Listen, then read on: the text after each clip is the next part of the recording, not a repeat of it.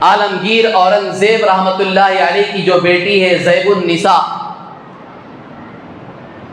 عالمگیر اورنگزیب رحمۃ اللہ علیہ مغلیہ سلطنت کے جتنے بادشاہ گزرے ہیں، بابر ہو، اکبر ہو، جہانگیر ہو، شاہ جہاں ہو، جتنے بھی یہ بادشاہ گزرے ہیں، ان میں عالمگیر اورنگزیب رحمۃ اللہ علیہ جیسا کوئی نہیں گزرا ہے۔ بہت بڑے اللہ والے تھے، بہت نیک، متقی، پرہیزگار۔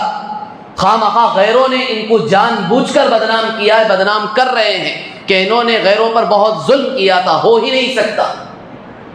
حکومت کا ایک پیسہ استعمال نہیں کرتے تھے، پورے مغلیہ سلطنت کے بادشاہ ہیں، لیکن اس کے باوجود اپنا گزر بسر، اپنا گھر جو چلاتے تھے وہ قرآن کریم لکھ کر اور اسی طرح ٹوپیاں وغیرہ بن کر اس سے جو پیسے آتے تھے اس سے ان کا گھر کا گزارا چلتا تھا۔ حکومت سے ایک پیسہ نہیں لے، پورے مغلیہ سلطنت کا بادشاہ ہے لیکن ایک پیسہ حکومت کا استعمال نہیں کرتے۔ اتنے نیک بادشاہ تھے، تو ان کی بیٹی بھی بڑی نیک تھی، متقیہ تھی، پرہیزگار تھی۔ تو اس نے ایک مرتبہ اپنی نوکرانی سے، خادمہ سے کہا کہ میرے بناؤ سنگار کا سامان لے کر آ، میک اپ باکس جسے کہتے ہیں وہ لے کر آ۔ اب یہ میک اپ باکس رکھنا کوئی گناہ تو نہیں ہے۔ میک اپ کا مطلب سیدھا سادہ آدمی سر پہ تیل لگائے، کنگھا کرے، یہ تھوڑا بہت اپنے آپ کو سجانا، بناؤ سنگار کرنا اسلام میں منع تو نہیں ہے۔ حضور صلی اللہ علیہ وسلم کی بھی سنت ہے، باقاعدہ آپ علیہ الصلوۃ والسلام سر میں تیل لگاتے تھے، کنگھا کرتے تھے اور باقاعدہ طور پر آپ بال درست رکھتے تھے۔ یہ ظاہری اعتبار سے آدمی اپنے آپ کو سوارے بنائے، یہ اسلام میں مطلوب ہے۔ اسلام اس کی اجازت نہیں دیتا کہ آپ بالکل سڑیل کی طرح رہیں، آپ کے کپڑے گندے ہیں، میلے ہیں، آپ کا چہرہ گندا ہے، میلا ہے، اس کی اجازت نہیں۔ صاف ستھرائی کو اسلام نے پسند کیا۔ تو غرض اورنگزیب رحمۃ اللہ علیہ کی جو بیٹی تھی زیب النساء، اس نے بناؤ سنگار کا باکس منگایا، سامان منگایا، خادمہ لے کر آ رہی تھی۔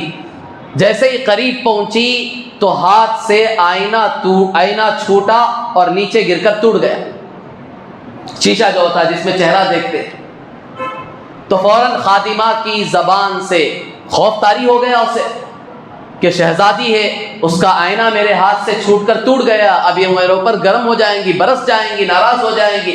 تو فوراً انہوں نے اپنی زبان سے، خادمہ نے اپنی زبان سے یہ جملہ کہا، فارسی کا جملہ ہے، از قضا آئینہ چینی شکست۔ چونکہ اس زمانے میں ہندوستان میں تقریباً 150-200 سال پہلے تک فارسی زبان چلا کرتی تھی، سرکاری زبان بھی فارسی تھی باقاعدہ طور پر یہاں۔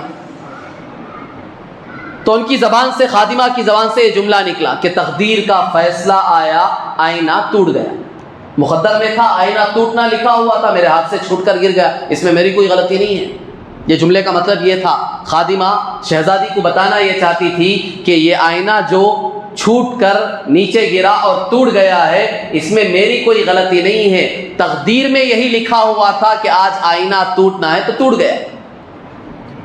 تو وہ بھی شہزادی تھی، اللہ والی تھی، نیک تھی، ناراض نہیں ہوئی، اور وہ بھی بہت بڑی شاعرہ تھی اس وقت کی، بڑا بہترین کلام کیا کرتی تھی۔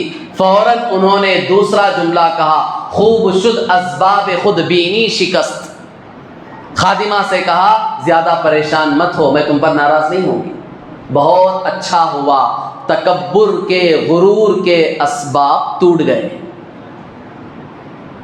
پریشان ہونے کی ضرورت نہیں ہے، یہ آئینہ جو ٹوٹا ہے اس پر میں تیرے اوپر ناراض نہیں ہوں گی۔ کیوں؟ اس وجہ سے کہ جب بھی میں آئینہ دیکھتی تھی، شیشہ دیکھتی تھی، میرے حسن کو دیکھ کر میرے اندر ایک تکبر پیدا ہوتا تھا، غرور پیدا ہوتا تھا کہ میں بڑی خوبصورت ہوں، بڑی حسین ہوں، مجھ جیسا کوئی نہیں ہے، یہ غرور تکبر پیدا ہوتا تھا۔ بڑا اچھا ہوا کہ آج وہ تکبر کا علاج ہو گیا، آئینہ ہی ٹوٹ گیا، اب نہ میں اپنا چہرہ دیکھوں گی، نہ میرے اندر غرور پیدا ہو۔